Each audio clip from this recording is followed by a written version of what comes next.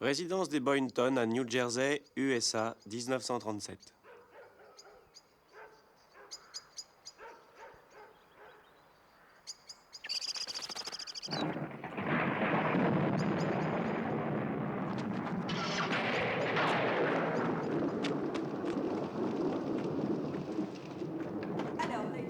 Eh bien, allez-y, monsieur Cope. Très bien. Ne t'inquiète pas pour moi. Dans ce testament, votre défunt mari vous a légué la totalité de ses biens en usufruit. Après votre décès, la totalité de ces biens devra être répartie en quantité égale entre les enfants. Comme vous le savez, Elmer comptait sur vous pour les prendre en charge. Je n'ai pas failli à ce que j'estime être mon devoir depuis que je suis leur belle-mère. Quoi qu'il en soit, Madame Boynton, il en existe un second. Un second testament? Oui, signé 2 jours à peine avant son décès. Ceci est mon testament annulant toute disposition prise antérieurement. Elmer Boynton, domicilié à Je Spindleton. vous en prie, épargnez-moi les détails et venons-en aux faits. Le legs doit être divisé en parts égales. C'est-à-dire que vous et les enfants recevrez approximativement 200 000 $ chacun. Enfin, ce n'est pas sérieux. Montrez-moi ce document, je vois ça de plus près. Elmer savait pourtant bien que les enfants sont incapables de prendre leurs propres affaires en main. Il faut croire qu'il a changé d'avis. Elmer ne changeait jamais d'avis sans me consulter au préalable. Le document est parfaitement légal, Madame Boynton. Voulez-vous que nous en fassions la lecture? Avez-vous jamais commis un acte répréhensible, monsieur Cope? Sur le plan professionnel, je ne crois pas. Le scandale de la Compagnie des mines d'argent de Bolivie vous serait-il sorti de l'esprit? Je ne vois pas très bien à quoi... Et si je vous parle de courtier marron, peut-être me comprendrez-vous. Quelque chose me dit que si le Conseil de l'Ordre avait vendu cette affaire, vous seriez immédiatement radié du barreau et très probablement expédié en prison. Et d'où tenez-vous tout cela? Je n'ai pas été gardienne de prison pendant plus de 14 ans pour rien. Vous pensez bien que certains détenus m'ont fait des confidences. En particulier votre associée et amie. Elle a été condamnée, comme vous savez. Grâce à elle, je sais tout sur votre rôle dans cette affaire. Et j'ai aussi des preuves. En fait, quand cette affaire a éclaté, j'étais jeune et plein d'ambition. Je trouve qu'il fait un peu froid tout d'un coup. Il me semble que si vous alimentiez le feu, l'atmosphère serait moins glaciale, non?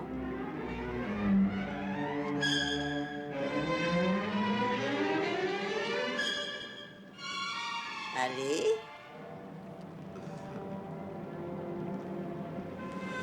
Voilà une bonne chose de faite, monsieur Cope.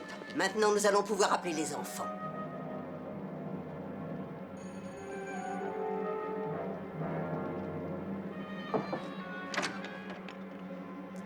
Appelez les enfants, voulez-vous?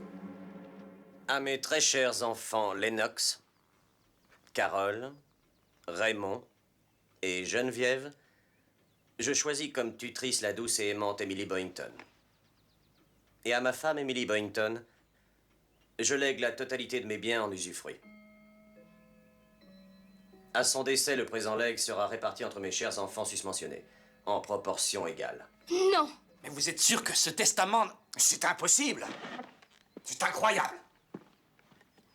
Et maintenant, mes enfants, j'ai une grande nouvelle à vous annoncer. Encore une, chère belle-mère? Carole, Lennox et Raymond que j'aime à l'égal de ma propre fille Geneviève. Et vous, Nadine, ma très chère belle-fille. J'ai décidé de tous vous emmener en Europe et en Terre Sainte afin de chasser ce parfum de mort qui nous entoure. Tous, c'est-à-dire Monsieur Cope aussi? Certainement pas. Monsieur Cope a beaucoup trop à faire.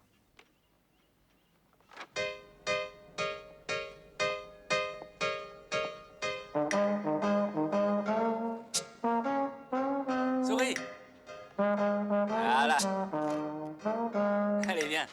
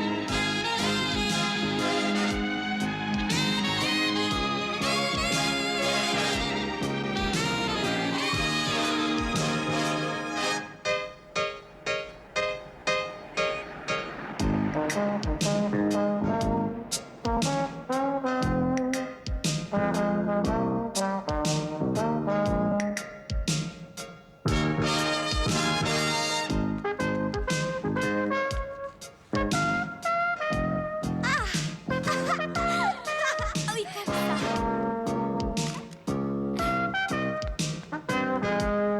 C'est superbe.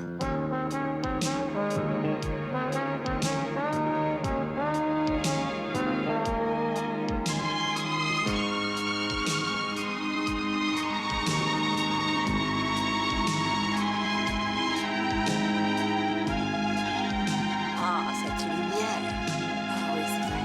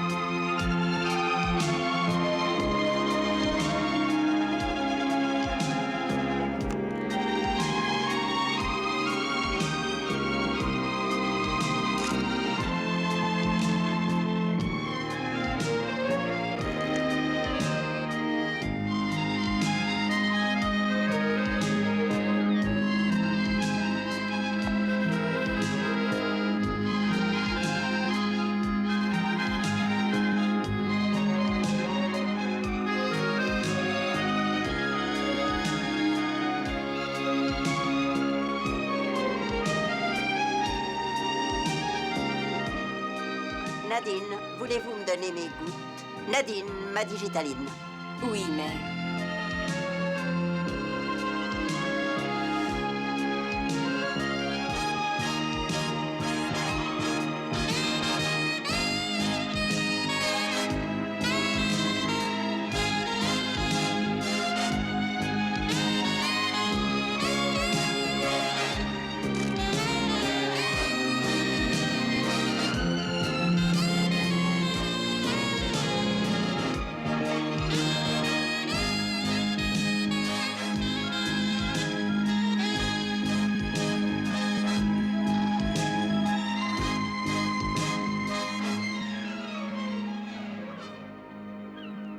Ah, on pourrait peut-être aller l'aider. On aurait plutôt envie de la pousser dans le vide. Tu penses vraiment qu'il y avait un autre testament? Je pense pas, j'en suis sûr. Papa m'en avait parlé. Et à moi, il m'a dit que j'aurais droit à 200 000 $ pour moi toute seule. Tu me crois maintenant? Que je te crois ou pas, de toute façon, on peut plus rien y faire. Oh, je ne tiens pas debout. Non, ne bouge pas, quelqu'un est en train de l'aider. Ouais, c'est ce que je vois. Je peux vous aider? Je suis médecin. Depuis peu, mais... Depuis peu? Nadine, j'ai besoin de vous, vite! Dès qu'on sera rentré, j'irai demander des explications à ce co. Inutile, il est là. Comment ça, il est là? Oui, oui, je t'assure, viens voir. Là-bas, près de la voiture. Laisse-moi regarder. Oh, elle a raison, c'est bien lui. Cope vient d'arriver à Trieste. C'est vous qui l'avez invité? Il ne peut pas être à Trieste. Tiens, donne cette pièce à la jeune fille qui m'a aidée. C'est vrai que Cope est à Trieste? Ouais, je l'ai vu, il est juste en bas. Nadine, je ne vous ai pas dit d'y aller. Excusez-moi. Ma mère m'a demandé de vous remettre ceci. Je vous remercie, mais j'ai quand même les moyens de me payer un café. Il était normal que je l'aide, je suis médecin. Vraiment? Oui, enfin, je viens de passer ma thèse. Compliment. Excusez-moi.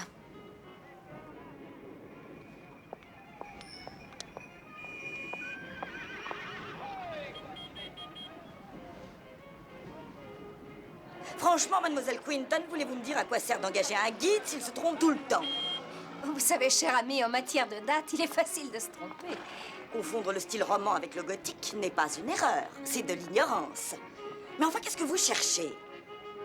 Je crois que j'ai perdu mon étui à cigarette. Il n'est plus dans mon sac. Je suis prête à parier que c'est ce petit guide d'opérette qui l'a volé.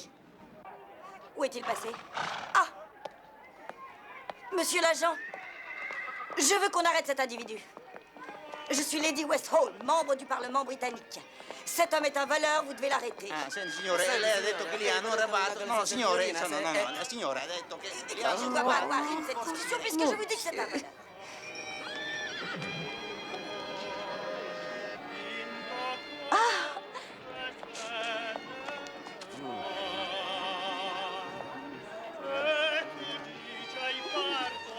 Je vous avais dit de ne pas venir. Il fallait que je vienne.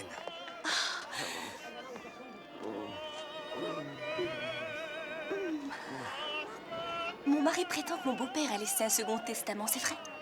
Nadine, chérie, votre belle-mère est ma cliente. Je suis tenu au Vous secret. pensez sans doute que si Lennox est privé d'héritage, je le quitterai, que nous vivrons ensemble? Mais c'est ce qui arrivera de toute façon.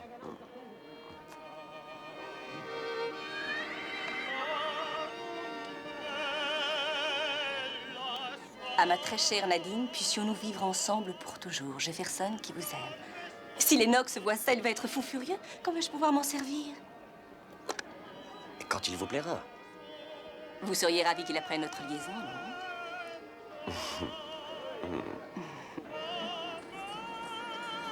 Oh, oh, mademoiselle.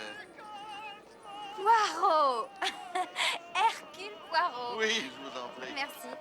Quel bon vent vous amène à Trieste? Je prends les vacances bien méritées, mademoiselle King. Ou alors, dois-je dire, docteur. Oui, docteur. Je viens de passer ma thèse. Mon avis, Non il è a sans doute possibile, déjà è la remis à prima compte. volta che succede, Je voudrais que cet signora. No, individu signora, la m'explique prego, la comment prego. l'étui à cigarette de Signora, madame a la pu disparaître prego. Ça alors n'est que pas se croyable. trouvait Il faut dans son toujours que Lady West Holmes se chamaille avec quelqu'un. Lady, j'aurais parié qu'elle était américaine. En fait, avant, elle s'appelait Laura Van Sittert.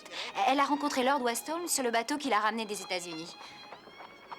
Et le plus beau, c'est qu'un mois après, il l'épousait. Et que seulement quelques 10 ans plus tard, elle entrait au Parlement. Ce qui prouve que les voyages en mer ne sont pas sans risque. Ah, quelle misère! Oh, ça ira, Ray. Regardez qui je vous amène. Venez vous asseoir, Nadine. Lennox, tu nous suivras à pied avec Ray et Carole. Nous rentrons au bateau. Bien, mère. Lennox. Bonjour, Emily. J'ai décidé de vous rejoindre. Vous devriez être à votre étude, Jefferson, en train de vous occuper de nos affaires. J'ai pensé que je pourrais peut-être m'en occuper ici. Cocher, allons au port. Vous êtes là pour faire la loi, non? Enfin, je ne suis pas folle, c'est la loi. Je sais ce que je dis. Cet individu est un voleur, il faut l'arrêter. Vous connaissez ce jeune homme? Pas n'importe qui. Sa mère a failli devenir ma première cliente. Regardez, je l'ai retrouvé. D'abord, je n'ai jamais déclenché. J'ai comme le pressentiment que ces excités s'apprêtent à prendre le même bateau que nous.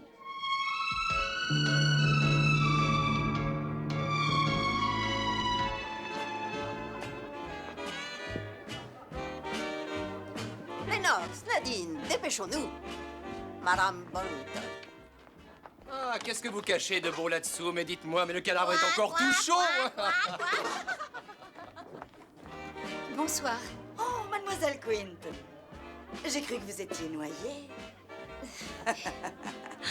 C'est une bonne amie à moi, une anglaise. Oh non, merci. Apportez-moi de l'eau minérale. tout à fait charmant. Mademoiselle Quinton doit garder la tête froide. C'est elle qui va diriger les fouilles archéologiques sur le site de Qumran. Non, c'est faux. Hercule Poirot. Le détective. Le pauvre. Il est en train de passer à côté d'un excellent meursault.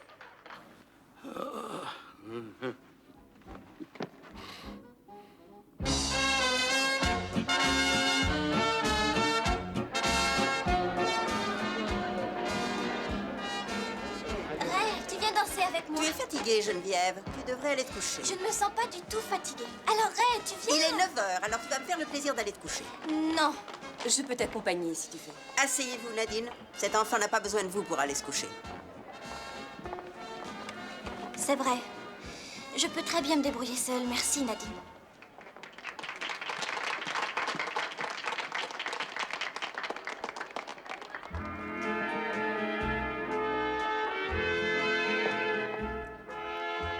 Madame Boynton, puis-je vous inviter à danser? Oh, j'espère, mon cher, que cela ne vous ennuie pas trop que je vous l'enlève pour quelques minutes. Il ne perd pas de temps. Il est drôlement gonflé, oui. Vous pouvez m'appeler Nadine si vous le désirez. Eh bien, va pour Nadine. Une fois, Jaffa, on pourrait s'arranger pour disparaître, partir tous les deux. Mon Dieu, Monsieur Cope, vous n'avez pas honte de dire des choses pareilles.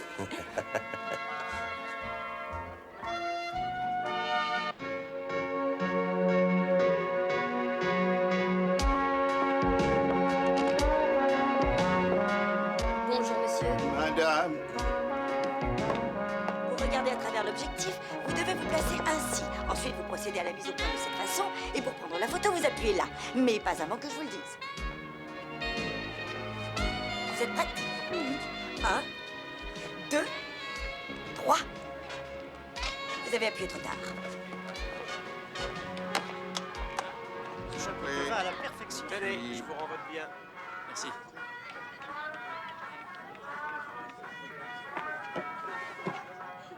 Un Vésuve glacé. Si, Seigneur.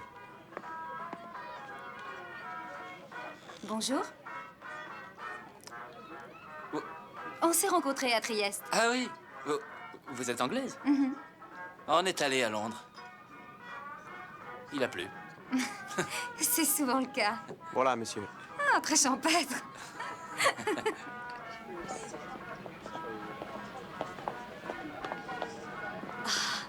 Et si une fois Jaffa, on disparaissait? Et qu'est-ce qu'on fera pour vivre? Je ne sais rien faire de mes 10 doigts. Et tu n'es même pas infirmière diplômée. On ne s'en sortira pas. On s'en sortirait mieux en restant avec ta mère? Elle n'est pas éternelle. Si tu comptes là-dessus. Bonjour, monsieur Poirot. Vous vous sentez mieux aujourd'hui? Oh, vous venez assister au dernier instant d'un mourant, docteur? Non, mais je vous apporte l'élixir suprême. Vous verrez. 2 gouttes suffiront à vous guérir. 2 gouttes pour me guérir, 4 pour m'achever. Doucement. 1, 2. Stop!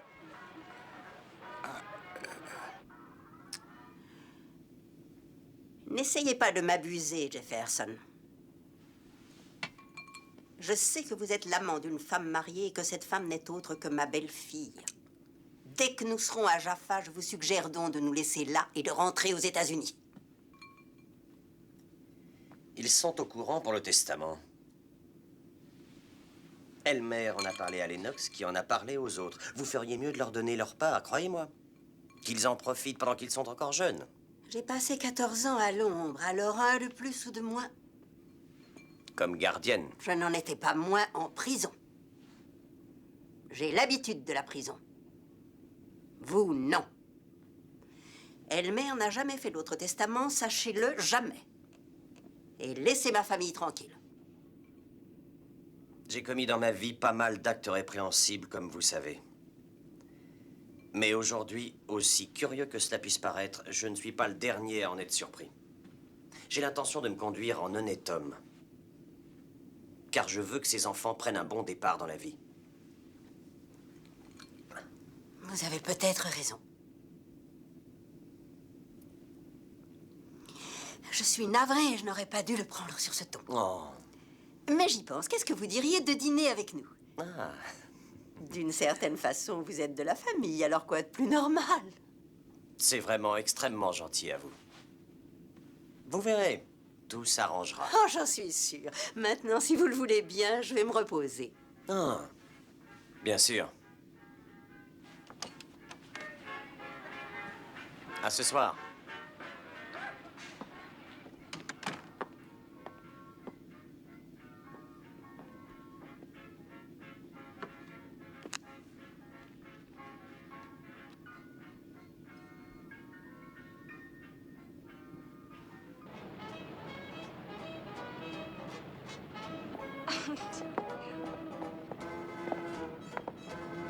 Et comme on ne peut rien prouver, on est pris au piège. Alors la seule solution, ce serait de la tuer. Surtout que ce n'est même pas notre mère. Elle est en train de faire de nous des larves. En fait, elle nous traite comme des moins que rien. Exactement. Tu vois une autre solution, toi?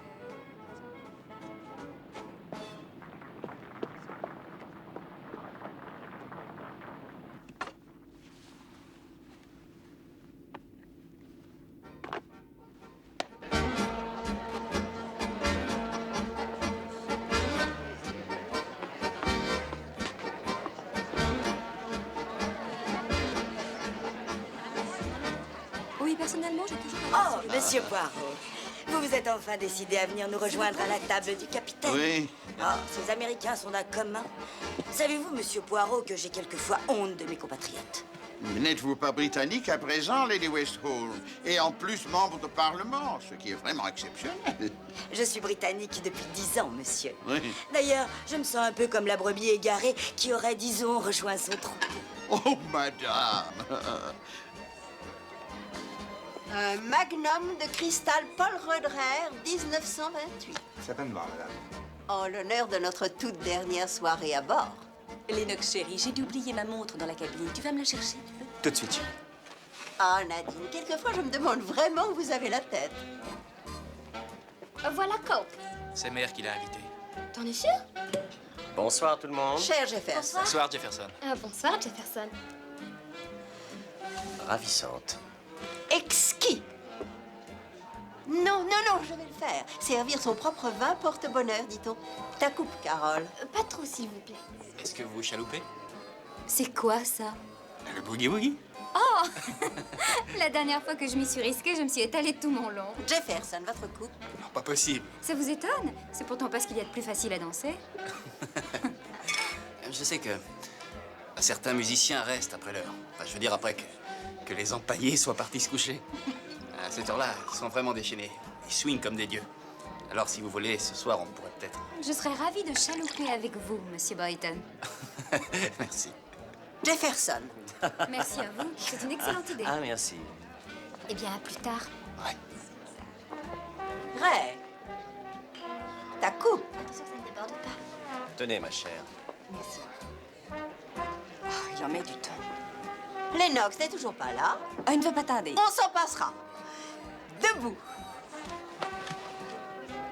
À nous tous. À ma chère famille et à notre cher notaire. Merci. Je vous souhaite santé et bonheur. Santé et bonheur.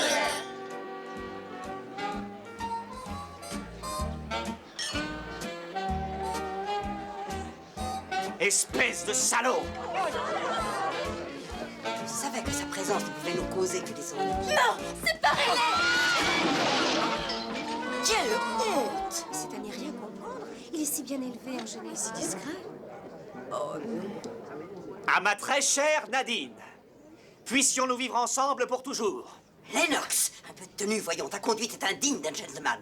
Vous savez, ce n'est qu'une façon de parler.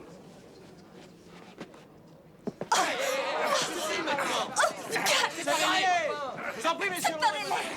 Enfin quoi, vous n'êtes pas sur un ring? Je m'aurais donc un peu de tenue. Allez, gagnez vos places. Mais qui sont ces gens? Oh, des Américains. Ma chère me le veut leur inventer. Ils sont terribles. Ils n'ont vraiment aucune éducation. Dieu sait ce qu'il nous réserve dans l'avenir. L'avenir, madame, c'est notre arrivée en Terre Sainte.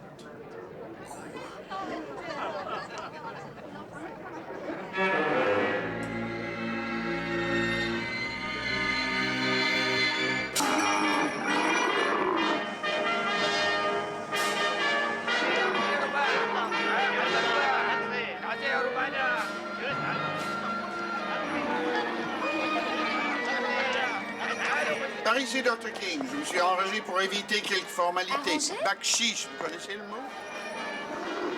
Poirot! Ah! Poirot! Ravi de vous revoir, mon ami. Colonel Cabré, je vous présente Dr. King. Docteur, voici le colonel Cabré. Un très vieil ami à moi. Il est, comment dire, chargé de maintien de la paix sur cette terre si convoitée. Colonel! Je suppose que vous êtes là pour m'accueillir. Je m'appelle Lady Westholm, mais je suis membre du gouvernement de Sa Majesté. Ah, je suis très honoré. Le représentant du gouvernement, M. Bickerstaff, justement, le voilà. Oh. Je vous cherchais. Mes hommages, Lady Westholm. Vous descendez aussi au roi David, mademoiselle King? Oui, nous sommes passés par la même agence. Dans ce cas, je vais vous y conduire. C'est gentil. Poirot et moi, nous nous connaissons depuis très longtemps. Nous étions ensemble en Inde, en Birmanie, pour être exact. À propos, qu'est-ce qui vous amène ici, mon ami? Oh, je ne sais pas, l'intuition d'un meurtre, probablement. Vous avez assisté à un meurtre? Oh non, il ne s'est pas encore produit. J'espère bien qu'il ne se produira jamais. Nous avons déjà largement de quoi nous occuper. Cet autocar est vraiment une honte. Pour commencer, vous resterez 10 jours à Jérusalem, Monsieur Cope. Et ensuite, vous irez à Qumran pour 4 jours. C'est un site archéologique très intéressant sur la mer Morte. Excusez-moi, je vais. Très bien, je vous attends ici. Mademoiselle Quinton, je suppose. Ah, Vous êtes le jeune homme qui s'est trouvé mêlé C'est ça. à l'incident d'hier soir? Jeune homme, vous êtes trop aimable. Vous allez à Jérusalem? Non, à Qumran. En fait, je suis archéologue. Ah, Je fais des fouilles. je suis notaire. Je fouille aussi à ma façon.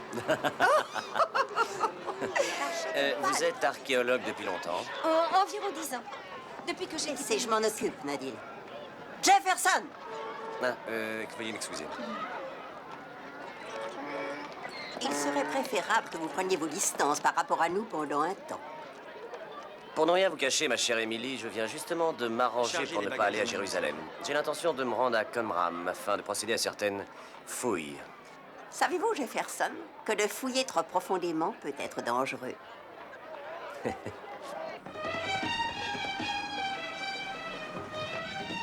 Jérusalem était la capitale de la Judée. Au temps biblique, le peuple juif fonda un État sur cette terre. C'est ici qu'est arrivé le flot des Juifs venus de tous les pays d'Europe. Et Dieu sait que cet afflux ne nous facilite pas la tâche. Pourtant, j'ai trouvé que Weizmann, le représentant, a assez bien posé le problème devant la commission Peel. Il y a, a-t-il dit, 6 millions de Juifs en Europe, pour qui le monde est divisé en deux parties, les pays dans lesquels ils n'ont pas le droit de vivre et les pays qui leur refusent l'entrée. C'est une réalité qu'on ne peut occulter. Vous voulez faire quelque chose ce soir, Poirot? Oh, accordez-moi au moins une nuit sur le plancher des vaches, après je ferai tout ce que vous Je voudrez. vais porter vos bagages à l'intérieur. Ah, volontiers. Merci. Ce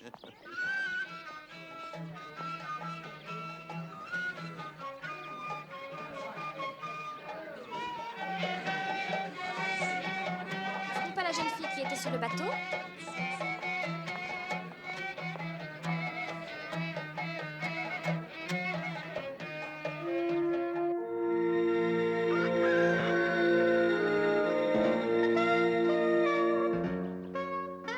Attention. Lennox, tu ne crois pas que si papa avait eu l'intention de me laisser beaucoup d'argent, Monsieur Kopp aurait dû le savoir? Je me demande d'ailleurs où il a pu passer. C'est quand même curieux, on l'a pas vu depuis hier soir. On m'a refusé l'entrée parce que j'avais une robe sans manches. Apparemment, le Tout-Puissant ne doit pas apprécier mes bras. C'est pourtant bien lui qui les a créés, non? Sainte Manche, priez pour nous.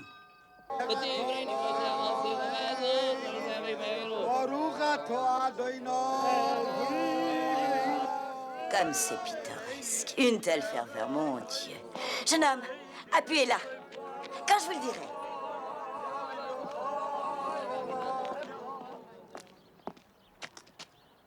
Lady Westholm, c'est la section des hommes, elle vous est interdite. Appuyez maintenant. Mais appuyez donc. C'est le Saint-Sépulcre vu de dos. Attention, là. Inutile de vous bousculer, il y en aura pour tout le monde. Raymond, reviens ici! Ça ne va pas, madame. Que sont mes souffrances comparées à celles de notre Rédempteur? En effet. Mais sachez que ma jeune amie est médecin.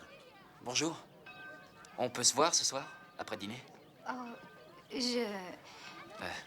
Au café, au El Arish. Il est sur la place qui est derrière l'hôtel. D'accord.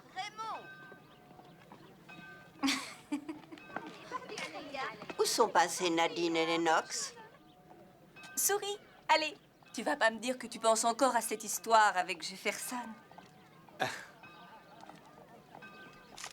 Elle est bonne. Tu ne sais donc pas que je n'aime que toi. Je veux qu'on soit bien ensemble. Nadine, Lennox! Et ça ne paraît pas facile avec ta mère. Alors, vous venez?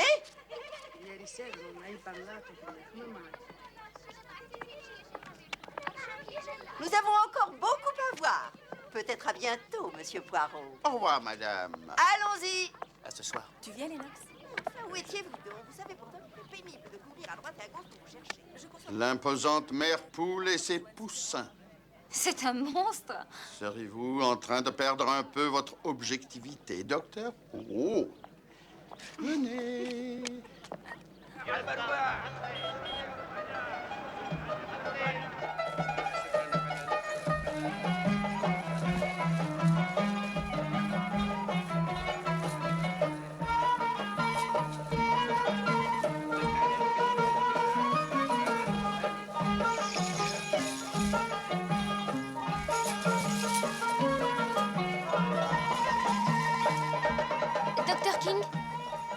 Bonsoir, je suis Carol Boyd.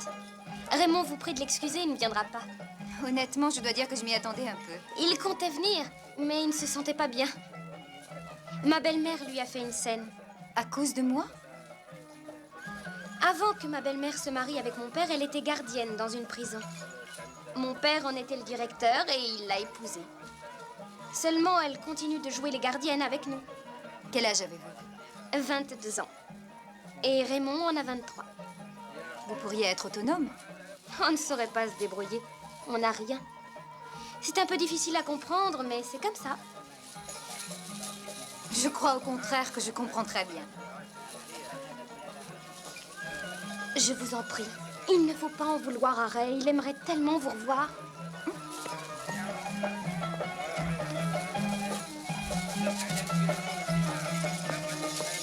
Ah, vous rentrez tôt, docteur. Puis-je vous inviter de prendre un verre avec nous? J'en ai bien besoin, merci. Eh oui. Asseyez-vous, docteur, je l'appelle garçon. Merci.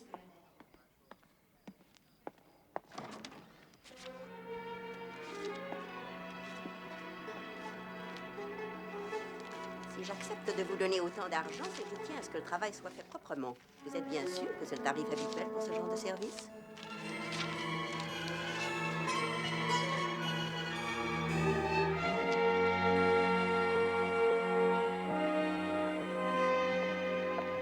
Un message urgent, mon colonel. Nom de Dieu. C'est grave, mon colonel. Un Américain a disparu aux abords de Qumran. Qumran, n'est-ce pas un site près de la mer Morte? Cet Américain, est-ce qu'on sait quelque chose de lui? En dehors du fait qu'il se nomme... Jefferson Cope. Comment diable l'avez-vous deviné? Disons que j'ai fait appel à mes petites cellules.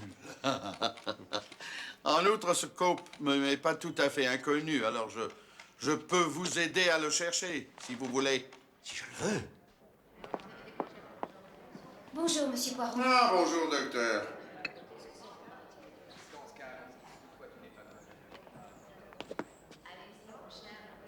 Mais, je vous en prie, je ne suis quand même plus un gamin. Je connais cette voix. Ray, monte me chercher ma digitaline. Je ne me sens pas très bien. Voulez-vous qu'on vous appelle un taxi, madame?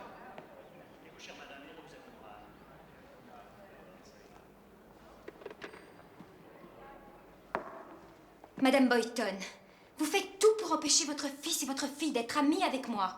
Et je trouve ça non seulement lamentable, mais grotesque. Pourquoi êtes-vous si odieuse? Qu'est-ce qui vous pousse à agir ainsi? Je n'oublie jamais. Souvenez-vous-en, je n'oublie jamais rien. Qu'il s'agisse d'un acte, ou d'un nom, ou même d'un visage. Dr. King, je suppose que vous prenez aussi le car pour aller à Qumran. Oui. Vous savez que je me suis déjà plainte du premier car que l'agence avait envoyé et que je me battrai jusqu'à ce que j'ai obtenu gain de cause. Puis-je vous proposer de me faire le plaisir de m'accompagner jusqu'à Qumran? Le Cabre a mis une voiture à ma disposition. Avec plaisir. Monsieur Poirot, vous ai-je entendu dire que vous étiez motorisé? Dans ce cas, j'accompagnerai Monsieur Poirot. Mais assurez-vous qu'on me rembourse bien le voyage. J'apprécie l'élégance de votre geste. L'élégance, en effet. Eh bien, en route pour Qumran.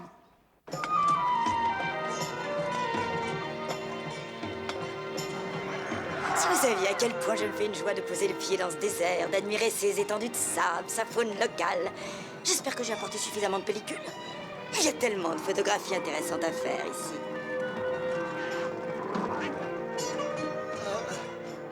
Merci. Je suis Hercule Poirot. Le célèbre détective?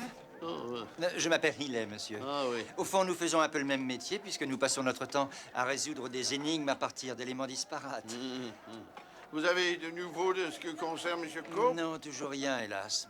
Et pour tout couronner, Mademoiselle Quinton a aussi disparu. Mademoiselle Quinton et Monsieur Cope. Mais enfin, ils n'ont pas pu s'envoler. Que font tous ces gens? Mais des fouilles, chère madame. Madame? Lady Westhall. Il me semble qu'au lieu de faire des fouilles, il ferait mieux de chercher Mademoiselle Quinton. Sarah King. Enchanté. Écoutez-moi, mes amis, j'ai quelque chose d'important à vous dire. Une jeune femme a disparu. Il y a tellement de va-et-vient ici, de touristes, d'ouvriers, d'archéologues et de chantiers en cours qu'on ne s'est aperçu de la disparition de Mademoiselle Quinton qu'aujourd'hui. Et elle est très mince et très petite. S'il vous plaît... Ils sont peut-être partis ensemble. Ça se peut. Mademoiselle, pour toi, une à cigarette. Qu'est-ce que vous dites de ça, mes amis? C'est-à-dire, madame? Qu'est-ce que c'est? Il appartient à Mademoiselle Quinton. Elle n'arrête pas de le perdre. En tout cas, cet étui est un indice qu'on ne peut pas tout à fait négliger. Regardez. Des bédouins. Peut-être s'agit-il de leur ravisseur? La vérité est souvent plus prosaïque qu'on ne le croit, cher docteur. Contrairement à ce que pourraient laisser supposer les apparences. Ma parole, mais c'est elle! Eh bien, pour un coup de théâtre, c'est un coup de théâtre. Au revoir. Moi qui croyais que ça n'arrivait que dans les romans. Hé, doucement. Vous pouvez vous vanter de nous avoir causé beaucoup de tracas. Oh, vraiment, je suis navrée. Nous étions dans une des vallées avoisinantes. Ah bon? Nous avons goûté au charme d'une nuit dans le désert. C'était vraiment fabuleux. Mais je n'en doute pas une seconde. Shukran! Merci infiniment. À très bientôt, j'espère. Remercions le ciel que les brebis qu'on croyait égarées rejoignent le troupeau. À présent que cette affaire est réglée, si nous allions déjeuner, Monsieur Healy. C'est bien le propos le plus sensé que vous ayez tenu depuis... Ah! Il est inutile, madame, de faire un tel vacarme. On n'est pas à New York, ici, mais sur un site historique. Ah! Cette femme est d'un commun et d'une vulgarité. Le déjeuner nous attend. La salle à manger se trouve un peu plus haut. Vous avez vu ça? S'ils savaient ce qu'ils vont recevoir pour leur service, ils ne perdraient pas leur temps. Bonjour.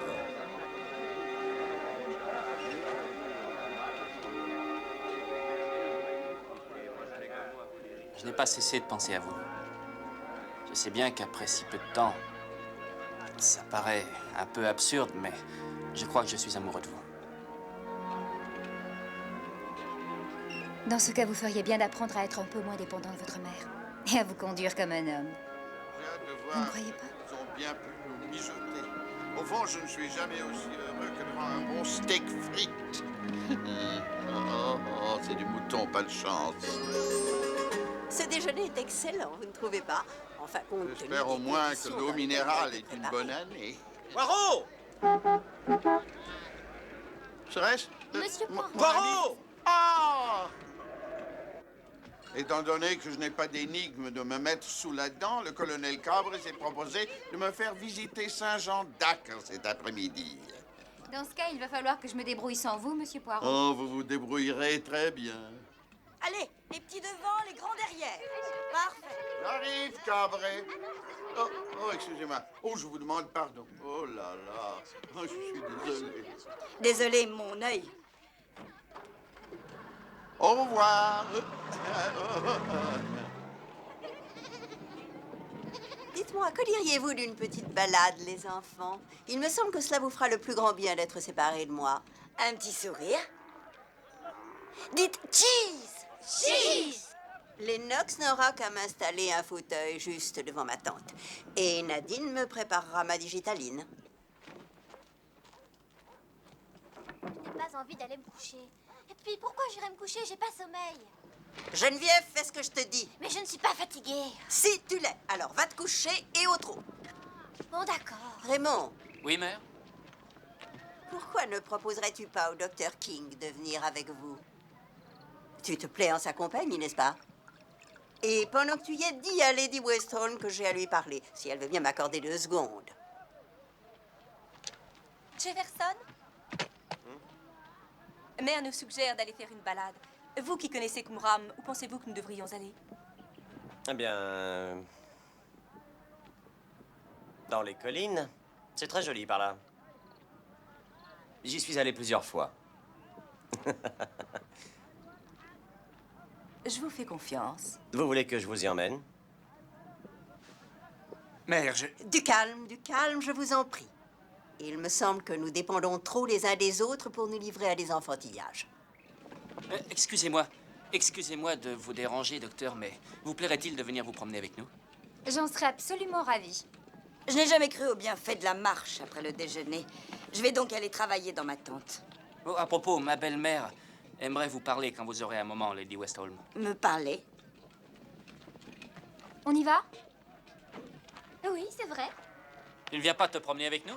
J'ai demandé à Mademoiselle Quinton de m'accompagner. Elle va me montrer comment on fait des fouilles. Dans ce cas, amuse-toi bien. Merci. Au revoir. On a trouvé ici des objets en bronze gravés d'inscriptions très étranges. Tout le monde est prêt? Eh bien, en route. Cet endroit doit vous sembler bien différent de l'Angleterre, docteur. Bien sûr qu'il est différent. J'aurais peut-être dû changer de chaussures.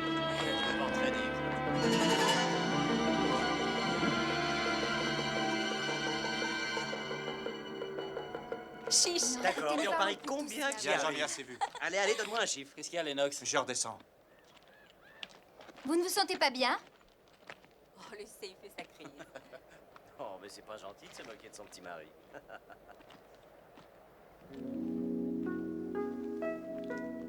On devrait peut-être l'accompagner, non?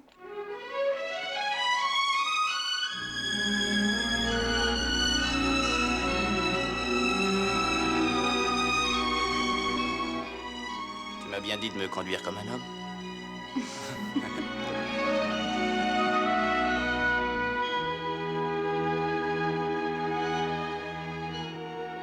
Il faut que je redescende. Non. Non, je rentre seul. J'ai quelque chose d'important à dire. À accomplir. Pour vous prouver que Vous n'avez pas besoin de me prouver quoi que ce soit, Raymond. Mais à moi, si.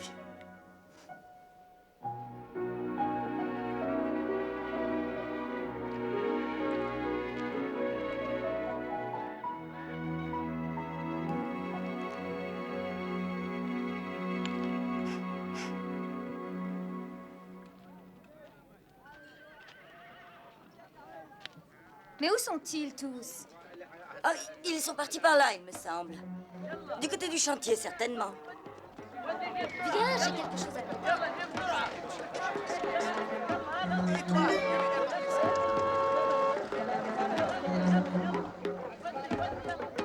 Oh non, non, n'y touchez pas, s'il vous plaît. C'est fragile. Alors, reposez.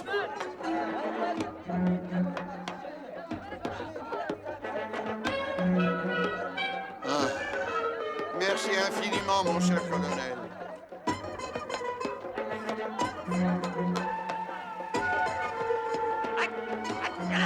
Finalement, je ne suis pas sûre du tout que la solution soit de partager la Palestine en deux.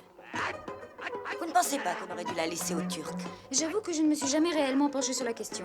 J'étais trop occupée à faire ma médecine. C'est bien regrettable.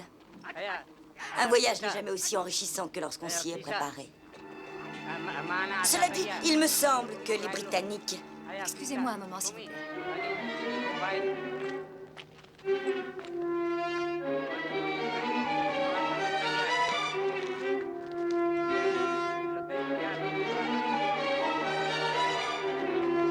Laissez, je suis médecin. Elle pas répondre.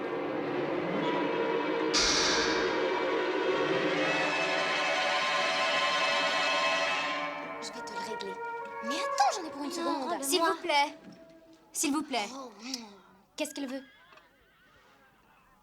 J'ai une très mauvaise nouvelle à vous annoncer. Je suis désolée, Monsieur Boyton, votre belle-mère est morte. Vous vous sentez mal? Allez, là. Asseyez-vous. Ça ira.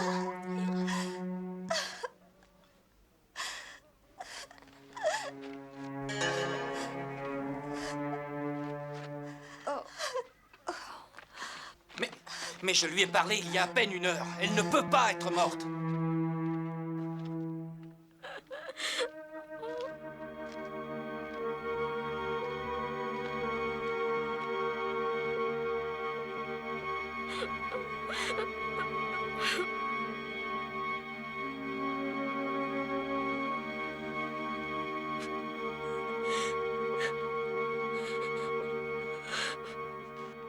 À votre avis, Dr. King, de quoi Madame Boynton est-elle morte? Vraisemblablement d'une crise cardiaque. Pouvez-vous me dire à quand remonte la mort exactement? Je manque plutôt d'expérience dans ce domaine, mais je dirais qu'elle remonte au moins à 2 heures. Je vois. Vous avez, je suppose, vu les marques sur un des poignets. Non? Quel genre de marque? Disons des traces comme des piqûres d'épingle. Cette femme était cardiaque. Je suis sûre qu'elle est morte de mort naturelle. Lorsqu'une personne est aussi haïe que Madame Boynton l'était et que soudain elle meurt à cause naturelle, il me semble que c'est un peu trop commode. Vous croyez que Madame Boynton a été victime d'un meurtre? Auriez-vous, je vous prie, l'obligeance de me montrer votre trousse? Mais bien sûr. Je ne vois pas très bien en quoi cela pourrait vous aider, mais enfin...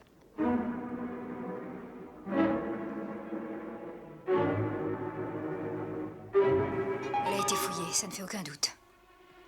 Vous permettez? Ce flacon de digitaline était-il vide? Non, il était plein.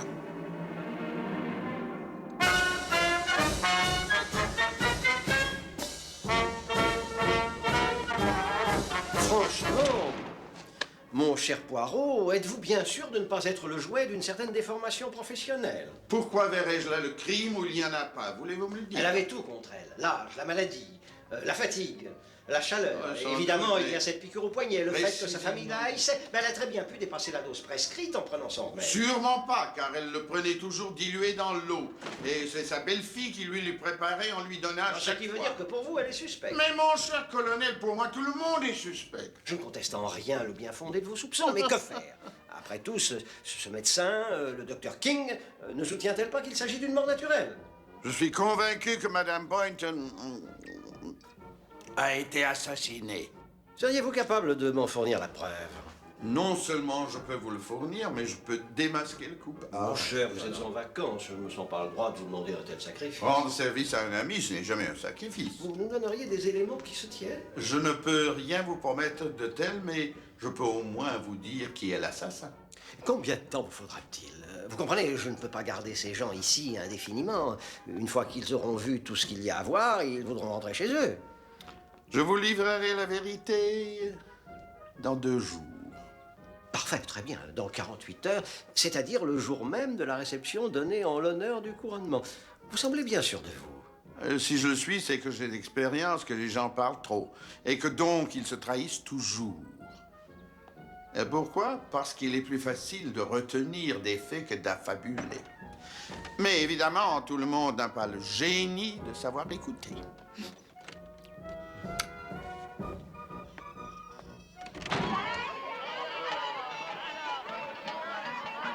Gardez la main. Merci beaucoup, monsieur. Oh, Dr. King! De l'or? Oui, bien sûr, monsieur. Très joli, mademoiselle. Pour vous, prix spécial. Seulement 20 dinars. Offrez-en 5. Mais monsieur... Bon. Eh bien, tant pis. Vous venez? Bon, d'accord, va pour 5 dinars. Je vous en prie, ma chère. Merci. Vous croyez toujours qu'on l'a tuée en lui faisant une piqûre? Comment ça, on? Vous aviez autant de raisons de la tuer qu'un autre. Moi?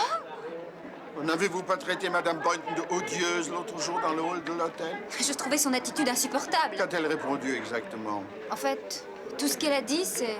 Je n'oublie jamais rien. Qu'il s'agisse d'un acte, ou d'un nom, ou d'un visage. Vous êtes alors tombée amoureuse de Raymond, et comme vous saviez que sa belle-mère ne voudrait pas qu'il vous épouse, en tout cas, il n'aurait jamais l'audace de quitter sa famille. Oh, mais détrompez-vous. C'est au contraire exactement ce qu'il envisageait de faire. Vous en avez déjà discuté avec lui? Oui. Oh, hier, en début d'après-midi. Oui, hier, en début d'après-midi. Dr. King, pourriez-vous me dire exactement ce qui s'est passé après que je sois parti? Eh bien, on avait décidé d'aller faire une balade. Oui. Je pense qu'il devait être environ 3 heures quand on est parti. Nadine flirtait ouvertement avec Monsieur Cope. Lennox les observait. Quand tout à coup, il a dit... Je redescends. À quelle heure vous a-t-il quitté? 4 heures, 4 heures moins le quart. Et ensuite? Je suis restée sur place avec Raymond et nous avons parlé. Puis il m'a dit qu'il devait rentrer pour se prouver quelque chose à lui-même. J'ai quelque chose d'important à te dire, à accomplir. Il devait être 5 heures quand il est parti. Peut-être avait-il l'intention d'assassiner sa belle-mère. Raymond serait incapable d'un tel acte. Pourtant, je lui ai moi-même entendu projeter de commettre un meurtre avec sa sœur Carole un soir que je me promenais sur le pont. Comment se fait-il que vous arriviez toujours à point nommé pour surprendre les complots, Monsieur Poirot? Peut-être suis-je doué d'un flair particulier. Quand êtes-vous rentré au campement? Vers 6 heures. J'ai vu l'interprète qui essayait de réveiller Madame Boynton pour le dîner. C'est à ce moment que vous êtes arrivé. Vous maintenez que Madame Boynton était morte depuis déjà 2 heures. Au moins. Ce qui veut dire que lorsque Raymond est descendu pour, comme il dit, parler à sa belle-mère, il est certainement venu parler à une morte. Je croyais, Monsieur Poirot, que nous étions amis. Nous l'étions tant que j'étais encore en vacances. Mais depuis, je conduis une enquête pour les représentants de Sa Majesté. Tous les suspects sont égaux. Mais honnêtement, vous croyez qu'on puisse me considérer comme suspecte? Pourquoi pas? Rien de plus facile pour vous de vous introduire discrètement dans la tente de Madame Boynton, lui injecter une dose mortelle de poison. Après tout, vous êtes médecin. Ensuite, vous avez fait remonter la mort à 2 heures dans le but de vous couvrir, vous et cher Raymond. Là, je trouve franchement que... Dr. King, je vous soupçonne de faire des acrobaties à votre papillon.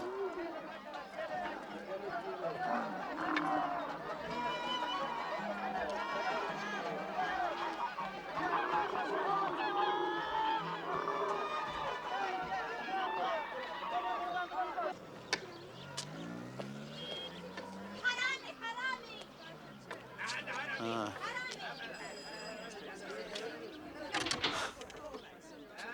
Oh, Hercule Poirot. Oh, hein, merci. J'avoue que j'en ai moi-même été assez surpris. Entrez. Permettez-moi de vous présenter Monsieur Poirot, Lord Peel. Je suis très honoré. Quand j'ai su que vous alliez venir, Monsieur Poirot, j'ai fait retarder l'heure de la séance. Lord Peel préside la Commission royale pour la Palestine. Autrement dit, c'est sur lui et sur lui seul que repose l'avenir de la Palestine. Une tâche digne de Salomon. Les Arabes ne seraient pas de cet avis. Non. Si vous voulez bien m'excuser, mon cher, Lady Weston, Mademoiselle Quinton, les délégations s'impatientent. J'espère ne pas les avoir fait trop attendre. Lady Westholm, je viens implorer votre aide. Vous voulez nous interroger? Eh bien, allez-y, nous répondrons volontiers. Lorsque l'intérêt général est en jeu, j'estime de notre devoir de ne pas être avare de ce qu'on sait. Comme avait coutume de le dire feu mon père, nul ne doit se dérober à l'appel du devoir. Que voulez-vous savoir, au juste? Eh bien, non, merci, pas pour moi. Ce qui m'intéresserait de savoir, c'est que vous avez fait hier, juste après le déjeuner. Vous n'êtes pas, contrairement à d'autres, allé vous promener, si j'ai bien compris. Comme je devais rencontrer Lord Peel le lendemain, je jugeais bon de rester au campement pour étudier mes dossiers sur la Palestine. C'est alors qu'on va m'annoncer que Madame Boynton désirait me parler. Vous y êtes allé? Eh oui. Pardonnez-moi, mais qu'avait-elle à vous dire de si urgent? Elle m'a tout de suite agressé à propos de l'hostilité des Britanniques au mariage de leur roi avec Madame Simpson. C'est sans doute à peu près le seul point sur lequel nous étions d'accord. J'ai essayé de parler, mais elle a refusé de m'écouter. Et après? Voyant qu'elle n'avait pas réussi à me froisser, elle commença à s'en prendre à mon serviteur arabe. Elle semblait furieuse contre lui. Il est vrai que d'avoir des serviteurs qui ne comprennent pas un mot de ce qu'on leur dit est bien agaçant. Pourriez-vous identifier cet homme? Je n'ai pas pu voir son visage. J'avais déjà rejoint ma tante. Mais je sais qu'il était d'une taille nettement au-dessus de la moyenne et qu'il portait le costume traditionnel des Arabes, ainsi qu'une espèce d'affreux pantalon, déchiré et rapiécé, et aussi des bandes meuletières horriblement mal roulées. Ensuite, vous êtes allé vous promener, je suppose. Non. J'ai attendu que Mademoiselle Quinton soit revenue. J'ai alors songé à demander à Madame Boynton si elle n'avait besoin de rien avant notre départ. Il devait être à peu près... 4 heures. 4 heures. 4 heures. Nous allons nous promener, Madame Boynton. On venait voir si vous n'aviez besoin de rien. Ah. Elle s'est mise à grogner comme un porc. J'ai trouvé ça très choquant. De toute évidence, c'est une ivrogne. Venez, Mademoiselle Quinton. Nous n'avons rien à faire avec cette dame. Et quand vous êtes rentrée? Nous avons évité la tente de Madame Boynton et je me suis remise au travail. Quant à moi, je suis retournée au chantier pour voir si on avait découvert quelque chose d'intéressant dans la journée. Le téléphone pour vous, Lady Westholm. Un appel d'Angleterre de Lord Westholm. Vous m'excusez? Madame.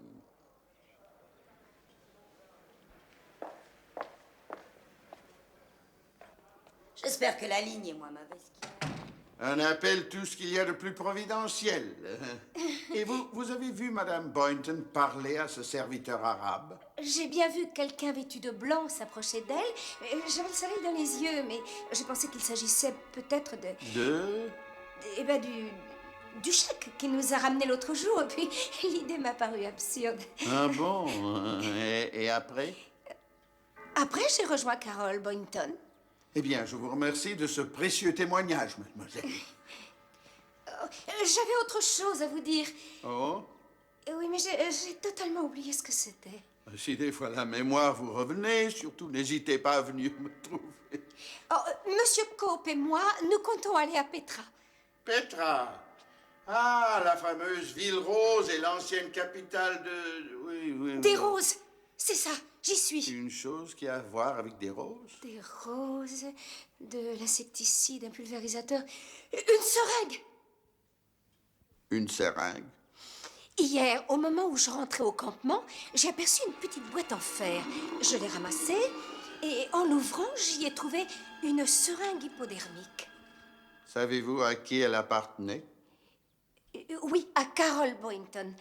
Quand je lui ai rendu, elle m'a remerciée et elle est partie chercher sa sœur Geneviève en l'emportant avec elle. Oh!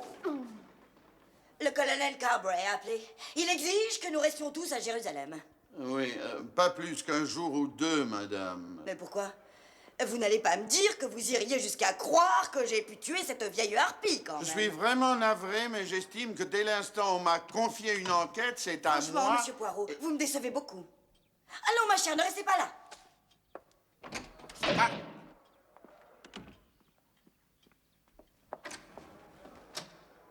Je suis vraiment désolée. Les aristocrates anglais sont réputés pour leurs mauvaises manières qu'ils qualifient d'excentricité. J'y suis habitué.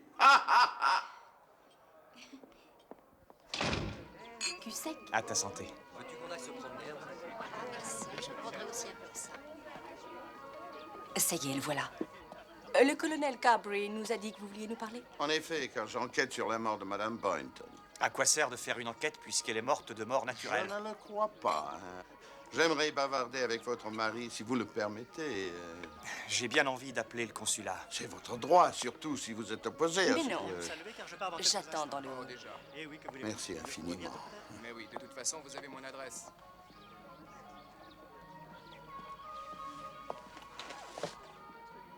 Alors, quel effet cela vous fait d'être enfin libre? Enfin libre? Je veux dire, cette mort-là n'est-elle pas salutaire pour votre mariage?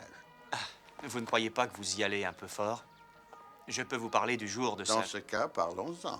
Quand vous êtes rentré de promenade cet après-midi-là, vous étiez seul, pourquoi? C'est exact.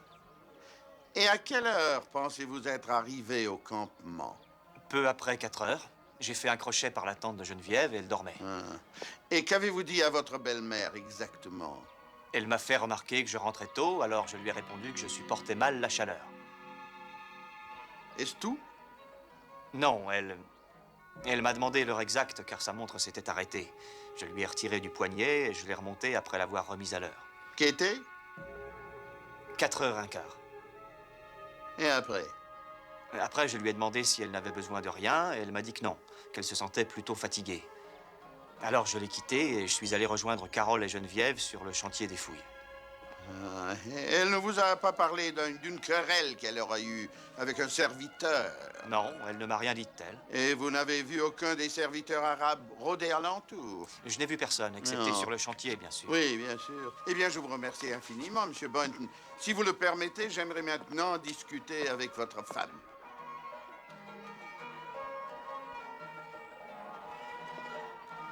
Qu'est-ce qui vous fait croire que ma belle-mère a été assassinée?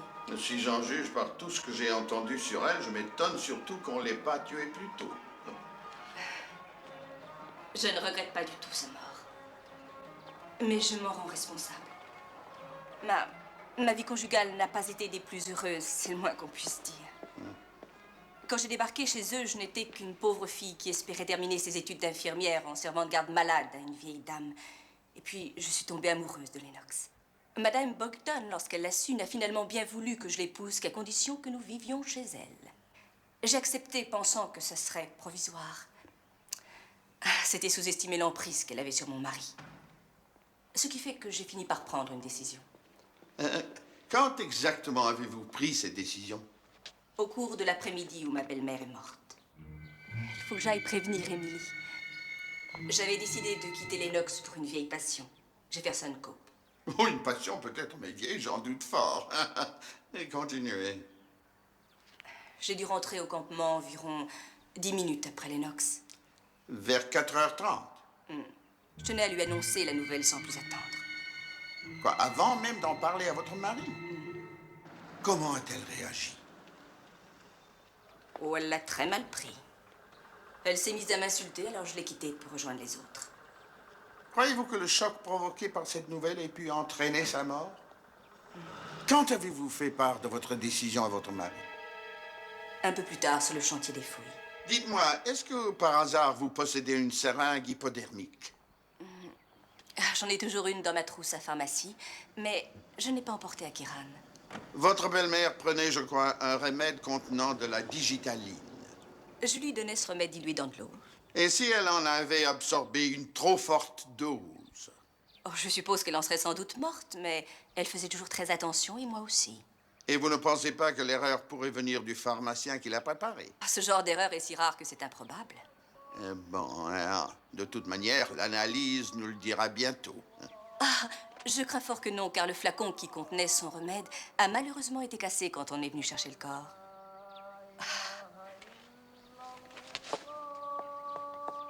Je vous jure que je ne l'ai pas assassinée, monsieur, et qu'elle était encore en vie lorsque je l'ai quittée. Écoutez, nous avons déjà tant souffert que je ne vois pas l'utilité d'apporter le trouble et le désarroi dans la vie d'innocentes victimes. Mais qui sont ces innocents victimes? Car enfin, il faut bien qu'un d'entre vous soit l'assassin. Au revoir, madame.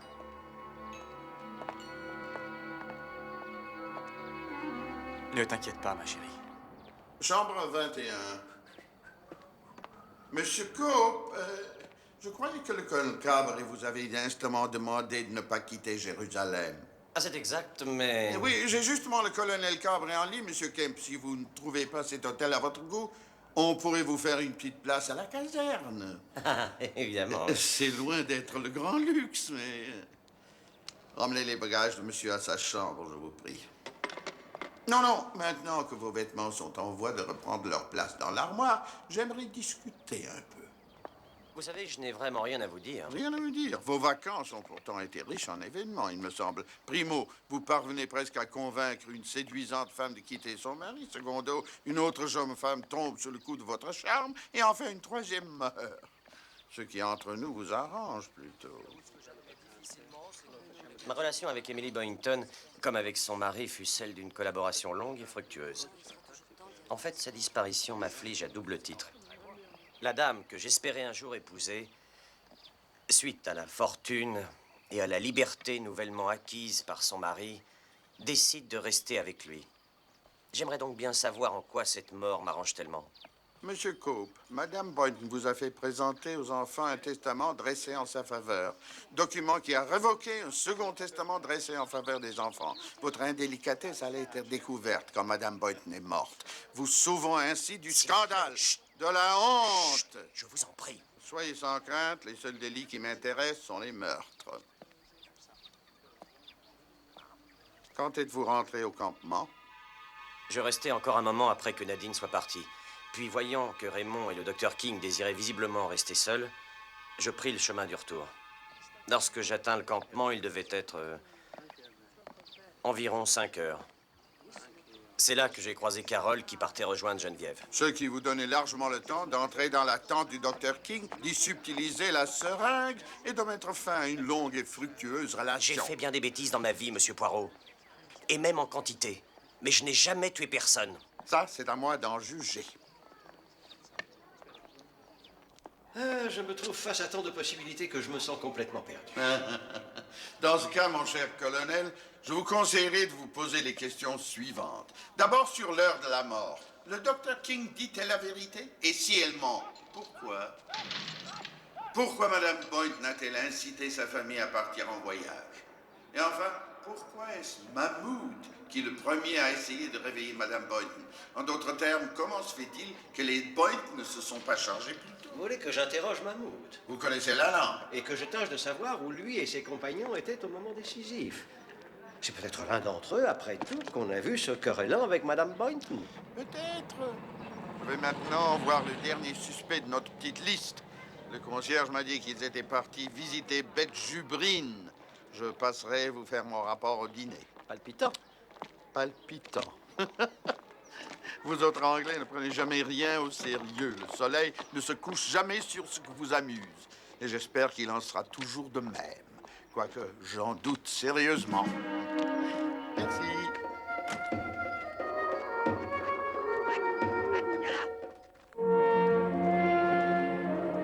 Qu'est-ce que vous faites là? Vous vous cachez? Je m'abrite des rayons du soleil. Seuls les coupables se cachent. Je ne suis coupable de rien, monsieur Poirot. Dans ce cas, vous pourrez me dire qu'est-ce que vous faisiez l'après-midi que vous savez. Après, je vous laisserai replonger dans les ténèbres. Mademoiselle Quinton m'a montré des objets découverts lors des fouilles. Puis je suis allée chercher Geneviève. À quelle heure vous êtes allé? Aux alentours de 5h15. Et avez-vous parlé à votre belle-mère? Oui, je lui ai effectivement parlé. Elle était assise devant sa tante et je lui ai dit que j'allais chercher Geneviève. Elle m'a répondu... Non, laisse-la dormir. Dormir n'est jamais une perte de temps. Le sommeil est comme une banque, c'est une réserve de santé. Je suis donc allée trouver Geneviève qui m'a raconté qu'un chèque lui avait rendu visite. En repassant devant la tante de ma belle-mère, j'ai vu qu'elle dormait. Quant à Geneviève, elle ne cessait de répéter qu'un chèque avait tenté de l'enlever. Oui, enfin, c'est votre version des faits. Mais au fond, il vous était aisé de prendre votre seringue, je veux dire celle que Mademoiselle Quinton a trouvée par hasard, et aller assassiner Madame Boynton. Qu'elle ait retrouvé ma seringue ne prouve rien. Croyez-vous que je sois capable de tuer ma propre mère? Précisément, elle n'était même pas votre mère, comme vous l'avez dit justement à Raymond sur le bateau, un soir où il envisageait sérieusement de la tuer. Vous nous écoutiez? Oui, rien ne m'échappe.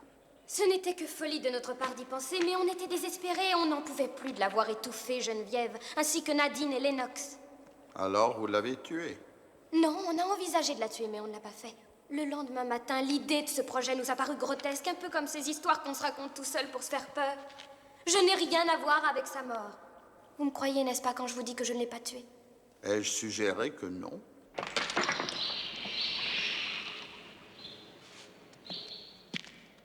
Vous pouvez vous montrer, Monsieur Raymond. Salut, Monsieur Poirot. Alors, vous avez écouté notre conversation tout comme j'ai écouté la vôtre l'autre jour. Oui. Mais je vous jure que nous n'avons jamais mis cet absurde projet à exécution. C'est sûr? Absolument sûr.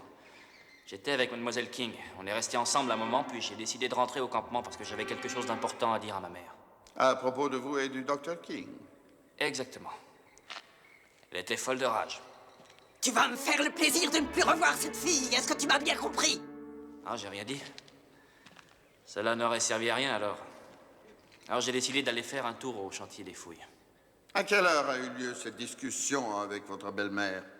Vers 5h30. 5h30. Donc après qu'elle soit morte? Curieux. Le Dr. King soutient que lorsqu'elle a examiné le corps à 6 heures, la mort remontait à plus de 2 heures. Elle se trompe. D'après la carte, nous sommes sur l'abattoir. Ou alors vous avez subtilisé la seringue du Dr. King afin de tuer votre belle-mère comme vous en aviez le projet. Ce faisant, vous deveniez alors libre d'épouser Dr. King. Et riche de surcroît. Vous croyez que j'ai fait ça? C'était pas ce que vous comptiez faire? Ah non, c'est bien pour ça que je comprends Ça pas ce va, je vous crois. Quel était donc votre plan? Je crois que je n'ai rien de plus à dire pour le moment. Pas même à moi. Non. Bon. Bien. Au revoir. Au revoir.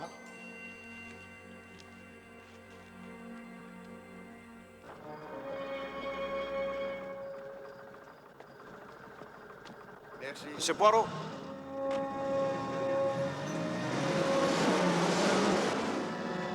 Monsieur Poirot, ici.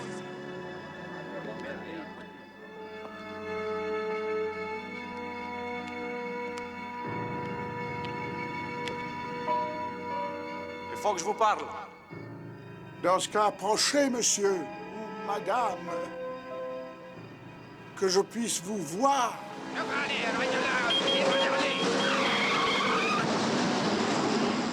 Demain matin, 10 h, devant la petite entrée de l'hôtel.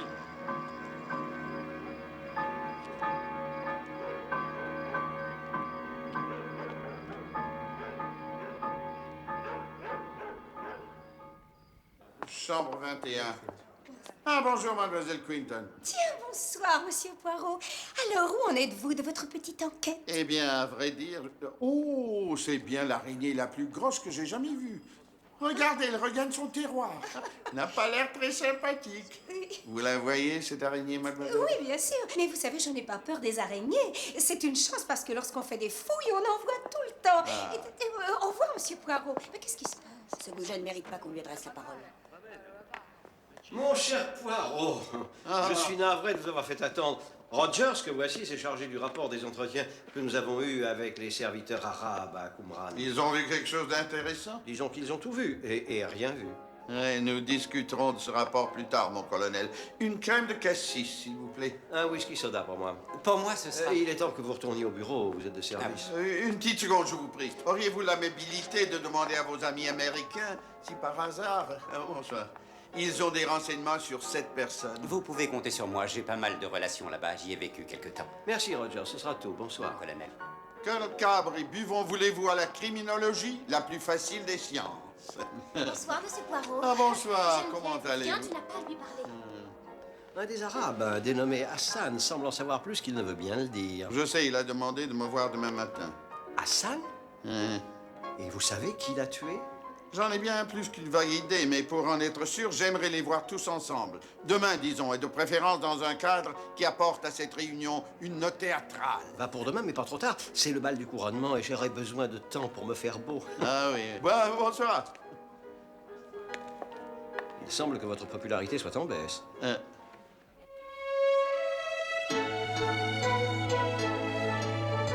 Ce Poirot se croit vraiment tout permis. Monsieur m'ordonne de venir prendre le thé. Au lieu-dit les sources de Satan. Il nous invite à un pique-nique. Vous êtes peut-être colonel, monsieur Carberry, mais je vous signale que je suis pour ma part membre du Parlement de Sa Gracieuse Majesté et que je ne tolérerai pas plus longtemps que vous disposiez de moi pour résoudre vos stupides charades. Un meurtre n'est pas une charade, Lady Westholm. Cela dit, si vous voulez, je demanderai à Monsieur Poirot que la réunion se tienne ici. Je vous donne un jour pour mettre fin à cette comédie. Après quoi, une fois le bal terminé, vous devrez vous passer de moi. Dr. King. On se retrouve au marché. Je tenais à m'excuser pour hier soir. J'ai été stupide de vous ignorer. Et il faut dire que votre petite inquisition nous avait tous un peu énervés. J'en aurai fini dès ce soir. Après le petit goûter champêtre? Et si vous laissiez tomber votre enquête? Après tout, cette mort est plutôt porteuse d'espoir, non? Oui. Oh. Mais dites-moi, ce n'est pas Hassan qu'on voit là-bas? Si, c'est lui. Nous étions convenus de nous voir ici ce matin. Hassan! Je suis content de vous voir, mon ami. J'espère que... Hassan, ne partez pas! Je vais le rattraper. Monsieur Poirot, je vais faire un tour au marché. Merde!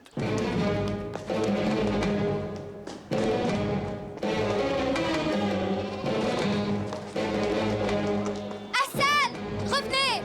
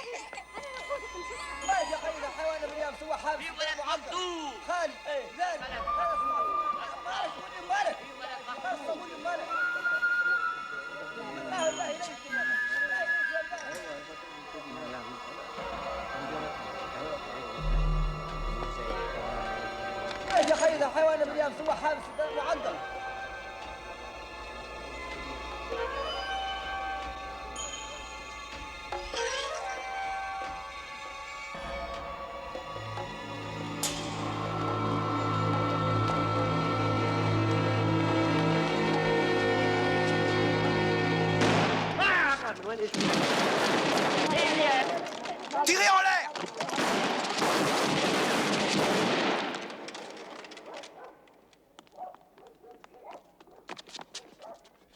Je vous demanderai de nous suivre, mademoiselle. D'après elle, elle le poursuivait et c'est au moment où elle s'engageait dans la rue que le coup de feu est parti. Ensuite, une arme a été jetée près du corps et elle s'est précipitée pour le ramasser. Vous croyez vraiment à toute cette histoire? Le docteur ne portait qu'une robe légère, n'avait pas un sac à main. Je vois donc pas où elle aurait pu dissimuler une arme aussi petite soit-elle. Lorsqu'on a procédé au relevé d'empreintes, on a trouvé que celle du docteur King. Oui, n'empêche que les Boynton, Lady Westham, Mademoiselle Quinton et Monsieur Cope étaient tous dans le coin et naturellement chacun des membres du clan Boynton se portait garant pour l'autre. Alors que faire selon vous? Relâcher le docteur King.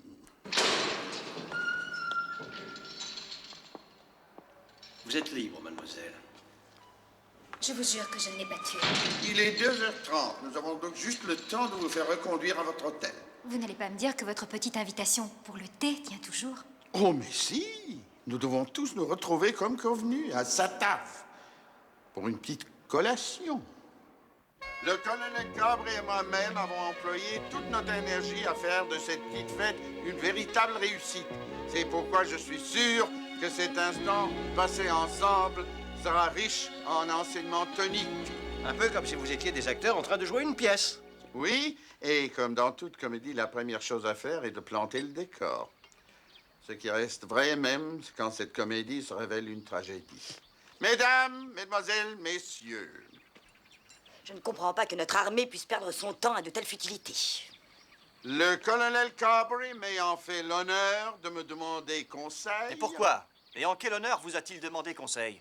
On fait souvent appel à mes lumières en cas de mort subite. La mort de Madame Boynton a non seulement assuré une indépendance financière à sa famille, mais elle a aussi libéré celle-ci de la tyrannie qu'elle exerçait sur les siens et qui leur était devenue insupportable. Raymond Boynton a été entendu alors qu'il envisageait de mettre fin au jour de Madame Boynton. Mais non... Et il venait alors de tomber amoureux. Vous m'avez dit d'être rentré au campement vers 5h30 et avoir parlé à votre belle-mère. Seulement le docteur King, elle, affirme qu'à 7h, votre belle-mère avait cessé de vivre. Je suppose donc que vous avez dû regagner le campement et qu'en arrivant devant votre belle-mère, vous avez constaté qu'elle était morte. Vous auriez pu alors prévenir quelqu'un. Mais non!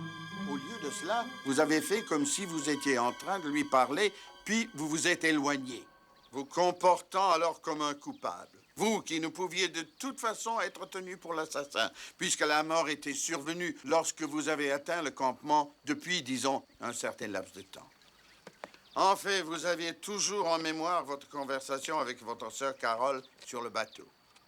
Craignant qu'elle n'ait mis en exécution votre projet, en la tuant, vous m'avez alors menti pour la protéger. Non, c'est vous qui mentez.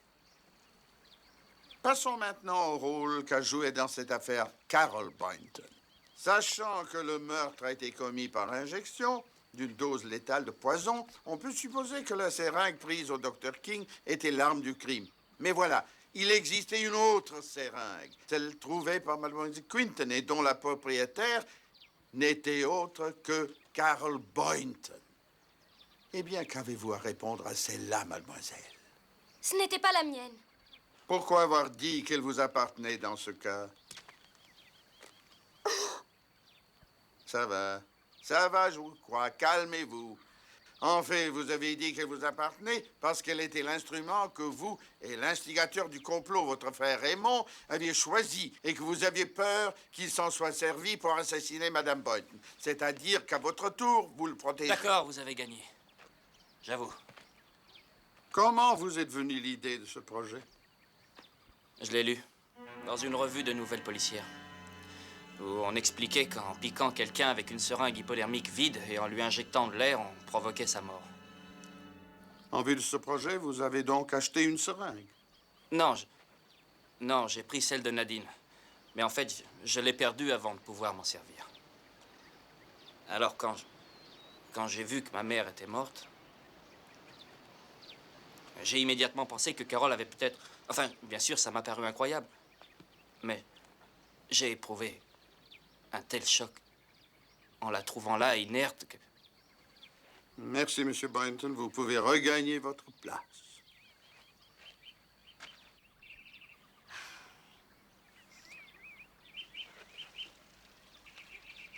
Je vous signale que l'heure tourne, Monsieur Poirot, et personnellement, je ne vois pas à quoi cela nous mène. Ce n'est pas votre avis, colonel? Il est préférable de laisser M. Poirot agir selon sa méthode, ma chère lady. En général, il finit par atteindre son but. En général? Toujours? Raymond et Carole étant innocents, qui a bien pu commettre cet assassinat? Le docteur King, dans son souci de libérer son cher Raymond des redoutables griffes de sa belle-mère. Eh non. Pourquoi? Parce que lorsqu'elle a quitté le campement, Madame Boynton était encore vivante. À l'heure de son retour, Madame Boynton était morte, ainsi que l'autopsie l'a confirmé. Voyons maintenant ce qu'il en est de la plus jeune de nos suspects. Vous n'êtes pas sérieux, Monsieur Poirot. Mais c'est absurde! Je ne tolérerai pas qu'on accuse Geneviève d'un tel crime. Dans ce cas, passons à vous. Il veut nous faire peur et c'est tout. Après tout, n'êtes-vous pas l'infirmière de votre belle-mère? J'ajouterai que vous êtes le dernier membre de la famille à lui avoir parlé, ce qui vous offrait une occasion unique de lui planter une seringue dans le poignet. De plus, vous aviez un mobile. Et quel mobile, s'il vous plaît? Son amour pour vous, monsieur. Eh oui, car si elle a traité votre belle-mère avec égard, c'est simplement à cause de vous. Quand elle a compris que cette femme vous tenait sous sa coupe, elle a tenté de vous secouer, de vous convaincre de briser vos chaînes, sans succès. C'est pourquoi elle a décidé de faire une dernière tentative en ayant recours à une ruse plus que classique, la jalousie. Elle se mit à flirter avec M. Cope et alla même jusqu'à menacer de vous quitter. Cette ruse ayant échoué, on peut alors supposer qu'il ne lui restait désormais plus qu'une solution. Éliminer l'influence tyrannique qu'elle exerçait sur vous en commençant par éliminer votre bourreau. C'est moi qui l'ai tué. Pourquoi? Vous tenez vraiment à le savoir? Pourquoi, je vous le demande? Je l'ai tué parce qu'elle a brisé notre vie, brisé notre couple. Votre femme ne vous a pas fait part de sa décision de vous quitter qu'après que Madame Boynton soit morte. Je ne vois pas ce que ça change. De toute façon, je m'en doutais. Mais au contraire, cela change tout. Je vous conseille donc de me dire la vérité, monsieur. C'est bon, je vais tout vous dire. Quand nous avons quitté le campement, je savais que notre couple partait à la dérive, qu'il me fallait agir vite. J'avais le sentiment qu'un seul geste de ma part pouvait encore tout sauver. Quel geste, monsieur Boynton? Le même que Raymond, semble-t-il. J'en ai assez vu. Dire à ma belle-mère que je partais pour de bon. Je redescends.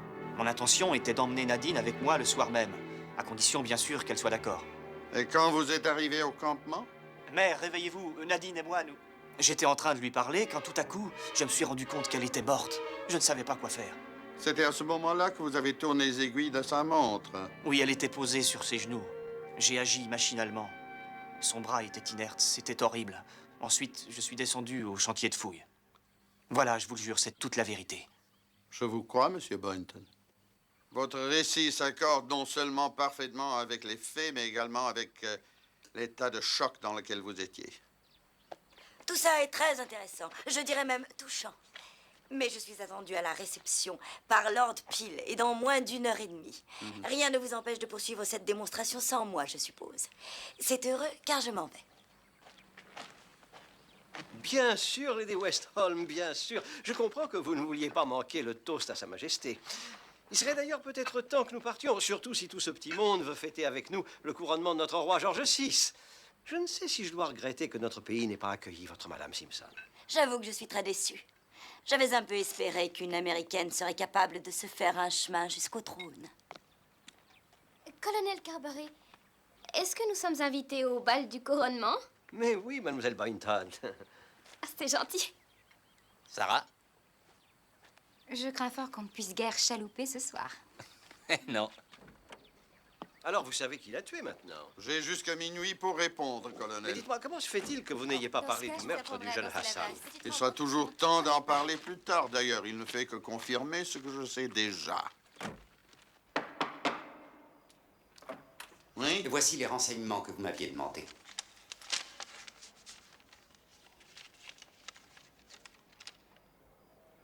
Le colonel a-t-il lu cette note? Quelle note, mon ami? Dites-moi, Poirot, qu'est-ce que vous fabriquez avec Rogers? Il est censé travailler pour moi, en principe. Vous voulez bien me nouer ma cravate? Elle pourrait créer un incident diplomatique.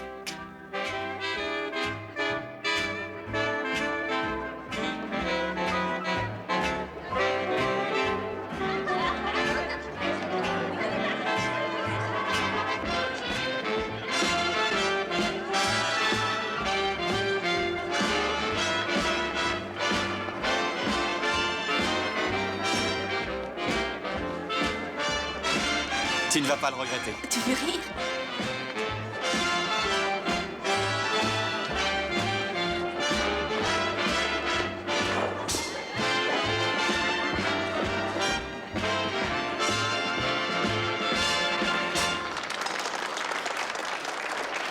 Vous savez, colonel, que vous êtes le meilleur danseur que je n'ai jamais rencontré. Ah, parce que t'en as rencontré tant que ça? Il danse mieux que toi, en tout cas. À mon avis, il ne peut danser mieux que Raymond.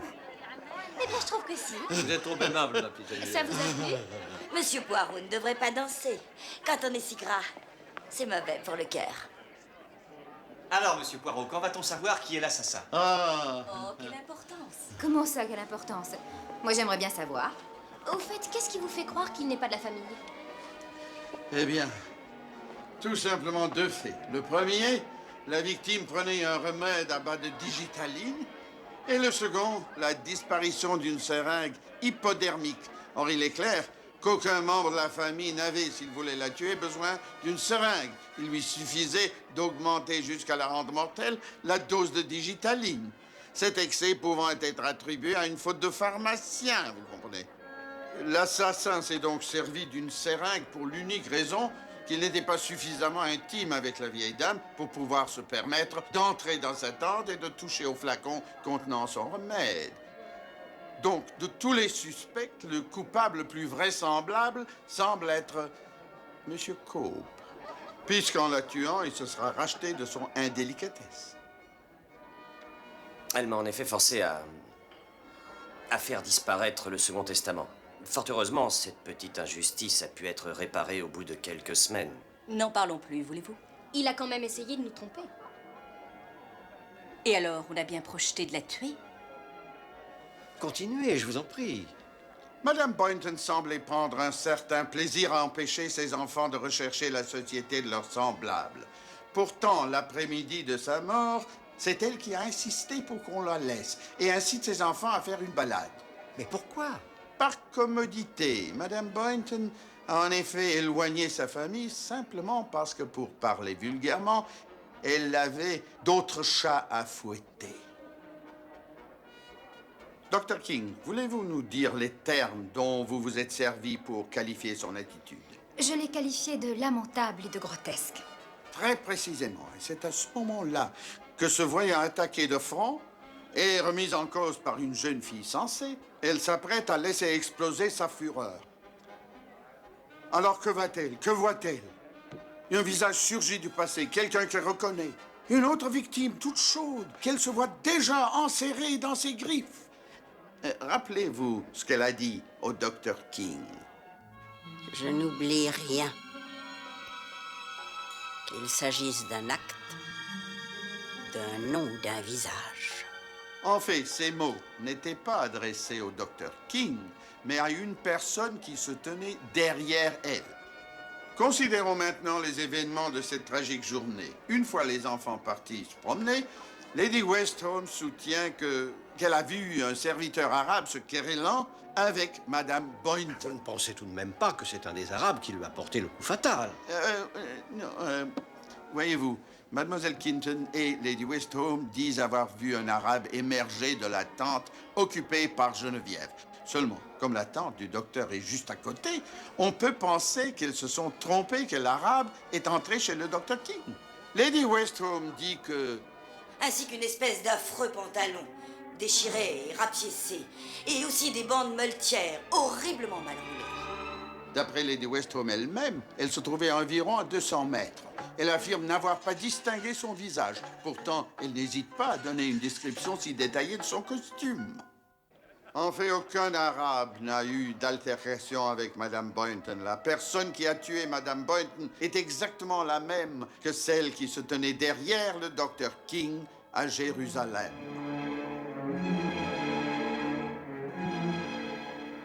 Dr. King? Et c'est aussi la même qui a surgi derrière moi, le jour où j'attendais le seul témoin ayant assisté au meurtre. Et ce n'était pas une coïncidence. La chambre de Lady Westhome donnait en effet sur l'allée même où Hassan m'avait fixé rendez-vous la veille. Elle nous a entendus, mais ne sachant où le trouver, elle doit patienter jusqu'au lendemain. Elle parcourt les rues, repère sa victime, et telle une tigresse silencieuse et rusée, elle surprend sa proie. Pardonnez-moi, mais Mademoiselle Quinton n'a-t-elle pas dit que Madame Boynton était encore en vie lorsque Lady Westhome et elle-même ont quitté le campement? Ce qui veut dire qu'elle a dû être tuée pendant leur promenade. Mademoiselle Quinton a répété ce qu'on lui a soufflé. Il s'est mis à grogner comme un porc. J'ai trouvé ça très choquant. Mademoiselle Quinton est quelqu'un de très influençable. Pas plus tard qu'hier, au bar de l'hôtel, c'est l'araignée la plus grosse que j'ai jamais vue. Mais vous savez, je n'ai pas peur du tout des araignées. Il n'y avait bien sûr pas d'araignée et Madame Boynton n'a à aucun moment grogné comme un porc. Et je n'ai pas plus vu d'araignée que d'éléphant. Quant à Madame Boynton, elle était déjà morte. En effet, après qu'elle ait parlé à Lady Westhome, celle-ci regagne sa tente. Là, il s'enroule le corps dans un drap, de cette façon, et puis elle prend un chiffon, elle s'en coiffe.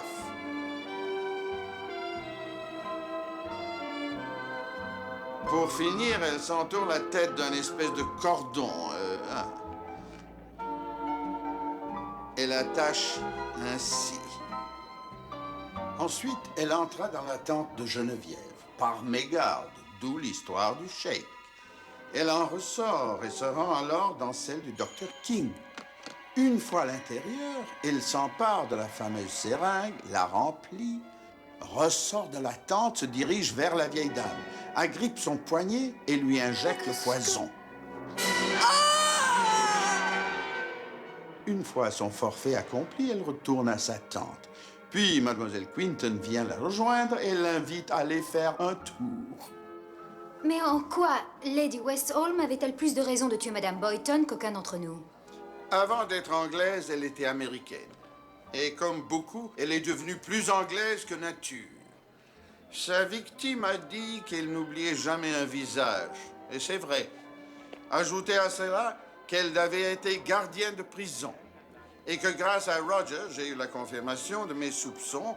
Il y en a effet pu savoir par la police américaine que Lady Westhome, bien avant son mariage, a fait de la prison et qu'elle a purgé sa peine dans l'établissement même où travaillait Madame Boynton. Vous voulez dire qu'elle comptait faire chanter Lady Westhome?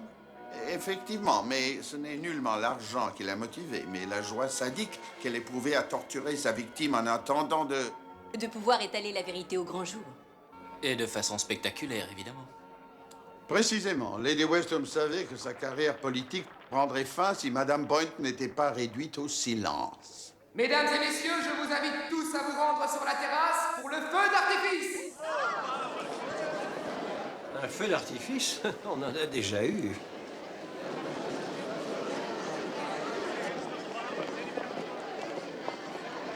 Entendu. Je vous rejoins tout de suite.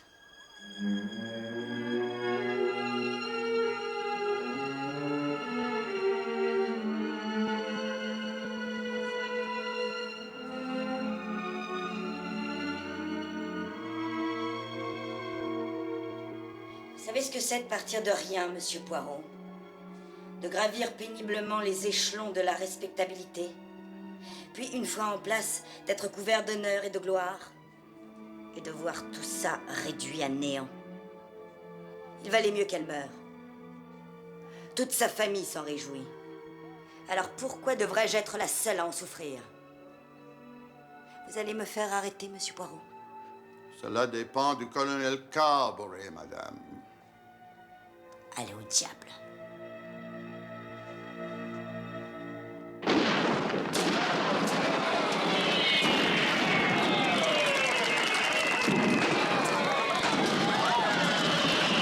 Oh, vous avez vu ça, c'est fantastique!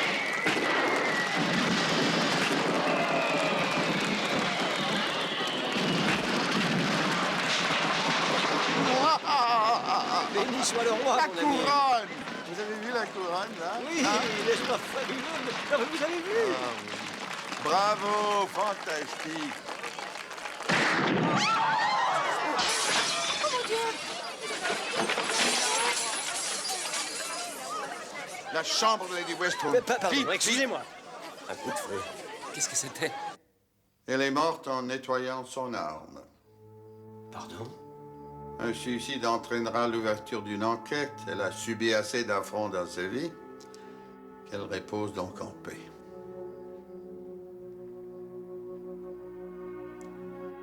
Un terrible accident, Lord Peel.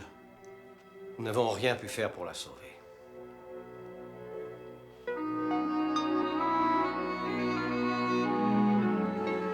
La mort tragique de Lady Westholm est survenue à Jérusalem hier. Alors qu'elle nettoyait son arme, c'est ça? Elle avait un sens du devoir admirable. C'est bien british. Elle s'est comportée en vrai gentleman jusqu'au bout. Elle était américaine. Oh. Bonjour. Au revoir, Hercule. Au revoir, colonel Carberry. Vous allez en Amérique avec ce jeune homme? Ray m'a invité à l'y accompagner. Je n'y vais que pour peu de temps, bien sûr. Oh, mais bien sûr. Je pars moi aussi aux États-Unis. On m'a proposé de m'occuper de fouilles dans une réserve indienne. Au revoir. Au revoir et bon Amusez-vous bien. voyage. Allez, on y va. Au revoir, Au revoir, Au revoir. Eh bien, tout ce que j'espère, c'est qu'ils se rendent compte, ainsi qu'André Gide, que ce n'est pas le tout de se libérer.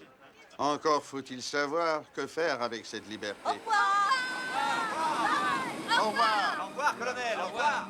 Au revoir. C'est beau la jeunesse, n'est-ce pas, colonel?